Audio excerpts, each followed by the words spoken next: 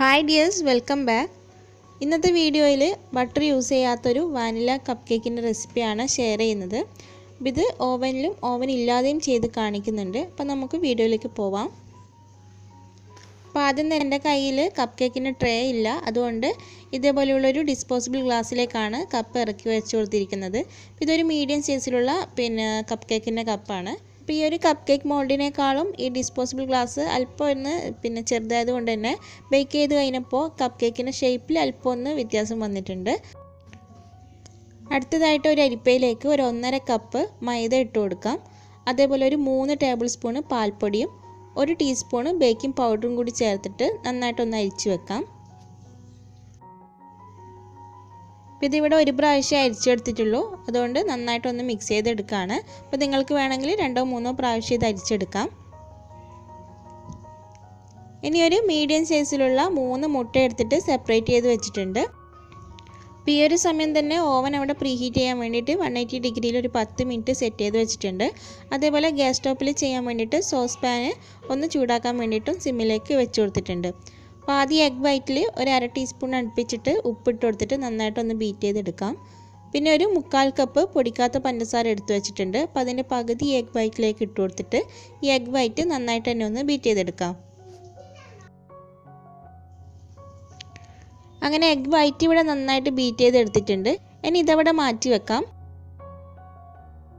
എന്നിട്ട് ഈ egg യോക്കിൽ 1.5 teaspoon vanilla എസൻസും 1/4 ടീസ്പൂണിനേക്കാൾ അല്പം കൂടുതലായിട്ട് പൈനാപ്പിൾ എസൻസും കൂടി ചേർത്തിട്ട് ഈ എഗ് യോക്ക് നന്നായിട്ട് ബീറ്റ് ചെയ്തെടുക്കാം. അപ്പം നമ്മൾ നേരത്തെ മാറ്റി വെച്ചിട്ടുള്ള ആ ഒരു പഞ്ചസാര ഇതിലേക്ക് ചേർത്തിട്ട് ഈ എഗ് യോക്കിൻ്റെ കളറൊക്കെ മാറിയിട്ട് നല്ല ക്രീം കളറായി വരുന്നവരെ ബീറ്റ് ചെയ്തെടുക്കണം.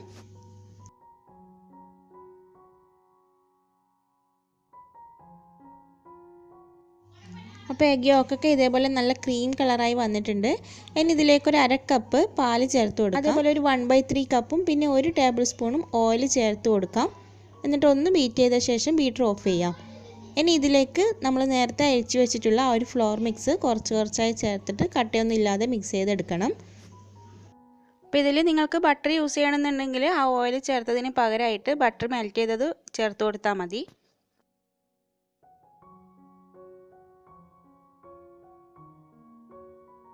അങ്ങനെ എല്ലാ ഫ്ലോറും ഇട്ട് മിക്സ് ചെയ്തെടുത്തിട്ടുണ്ട്. ഇനി ഇതിലേക്ക് എഗ് വൈറ്റിൽ നിന്നും കുറച്ചായി ചേർത്തിട്ട് മെല്ലെ ഒന്ന് ഫോൾഡ് ചെയ്തെടുക്കാം.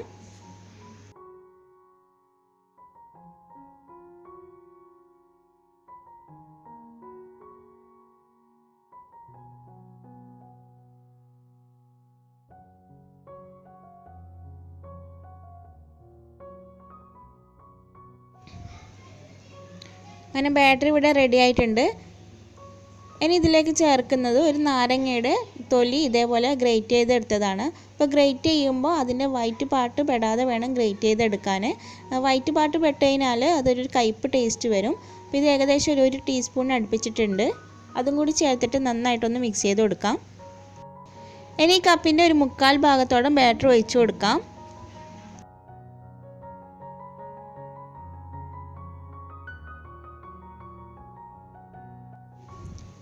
അങ്ങനെ എല്ലാ ബാറ്ററും കപ്പിലേക്ക് ഒഴിച്ച ശേഷം നന്നായിട്ടൊന്ന് ടാപ്പ് ചെയ്ത് കൊടുക്കാം. അപ്പോൾ ഈ ഒരു അളവിൽ 24 കപ്പ് കേക്കാണ് കിട്ടിയിട്ടുള്ളത്. അപ്പോൾ ഓവനിലേക്ക് ഇത് വെച്ച് കൊടുത്തിട്ടുണ്ട്. പിന്നെ ടൈം കൊടുക്കുന്നത് ഒരു 20 മിനിറ്റ് ആണ്.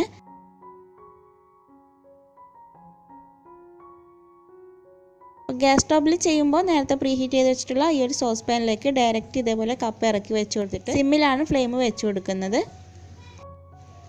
അപ്പോൾ ഓവനിൽ വെച്ചത് ഒരു 20 മിനിറ്റ് കൊണ്ട് തന്നെ ബേക്കായി വന്നിട്ടുണ്ട്. പക്ഷെ അതിന് മുകൾ ഭാഗം ഒന്നും കളർ മാറിയിട്ടില്ല. അതുകൊണ്ട് ടെമ്പറേച്ചർ 180-ൽ നിന്ന് 200-ലേക്ക് മാറ്റിയിട്ട് വീണ്ടും ഒരു 5 മിനിറ്റ് കൂടി ടൈം സെറ്റ് ചെയ്ത് കൊടുത്തിട്ടുണ്ട്. ഗ്യാസ് സ്റ്റോപ്പിൽ വെച്ചത് ഒരു 15 മിനിറ്റിനുള്ളിൽ തന്നെ ബേക്കായി വന്നിട്ടുണ്ട്. ഇനി ഇത് ചൂടാറാൻ വേണ്ടി മാറ്റി വെക്കാം. അപ്പോൾ ഓവനിൽ ചെയ്തത് 5 മിനിറ്റ് വെച്ചതിൽ 3 മിനിറ്റ് കൊണ്ട് തന്നെ ഇങ്ങനെ കളർ മാറിയപ്പോൾ അത് പുറത്തെടുത്ത് വെച്ചിട്ടുണ്ട്. ഇനി ഇതിൻ്റെ ചൂട് കംപ്ലീറ്റ് ആയിട്ട് മാറിയ ശേഷം കഴിക്കുന്നതായിരിക്കും കൂടുതൽ ടേസ്റ്റ് ഉണ്ടാവുക. അപ്പോൾ നേരത്തെ പറഞ്ഞ പോലെ തന്നെ ഈ കപ്പിൻ്റെ ഷേപ്പിൽ അല്പം ഒന്ന് വ്യത്യാസം വന്നിട്ടുണ്ട്. ഇത് ഓവൻ ഇല്ലാതെ ചെയ്തതാണ്.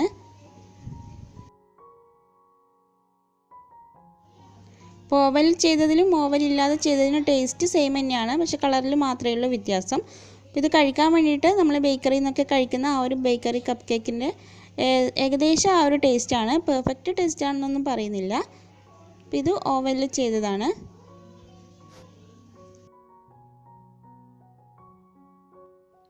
അപ്പോൾ ഇതേപോലെ ചെയ്ത് നോക്കാത്തവരൊന്ന് ചെയ്ത് നോക്കുക.